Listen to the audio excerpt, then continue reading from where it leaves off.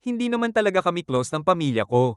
Umalis na ako sa bahay nung 17 ako at halos 8 taon din akong walang komunikasyon sa kanila dahil sa mga nangyari nung bata pa ako. Pagkatapos ng matagal na panahon, bumalik din naman ako sa pakikipag-usap sa kanila pero hanggang ngayon, may distansya pa rin kasi hindi rin naman sila ganoon nagbago. Habang wala pa akong kontak sa kanila, nagkaanak ako. Kaya buong buhay ko, trabaho at pagiging magulang ang naging focus. Ngayon, teenager na ang anak ko at kaya na niya halos ang sarili niya. Kaya nagdesisyon akong tuparin yung matagal ko ng pangarap ang mag-college kahit nasa 30s na ako. At eto na nga, graduate na ako sa loob ng 2 linggo. Pero kahit gaano ko pa pinaghirapan to, parang wala lang sa pamilya ko. Ilang beses na nilang nakakalimutang nag-aaral pala ako. Paulit-ulit silang nagrereklamo na hindi ako nakakasama sa mga bakasyon kahit ilang beses ko na ring sinabing halos lahat ng pera ko napupunta sa tuition at mga bayarin. On top of that, nagtatrabaho ako full-time para masuportahan sarili ko at family ko.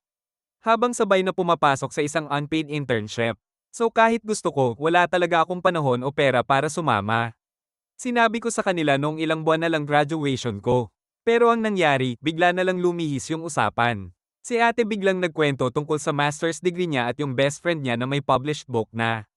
Parang gusto pa nilang iparamdam na ang bagal ko na nahuhuli na ako sa lahat. Hindi ko na naisingit uli yung date ng graduation ko kasi parang hindi naman nila pinapansin. Kahapon, bigla akong tinanong ni mama kung pwede ko raw alagaan yung aso nila sa weekend na siya mismong graduation ko.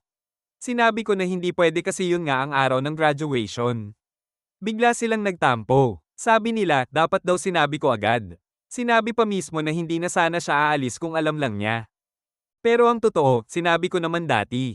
Hindi lang nila pinakinggan. Hindi lang nila inintindi. Kaya ngayon, ako pa ang lumalabas na masama.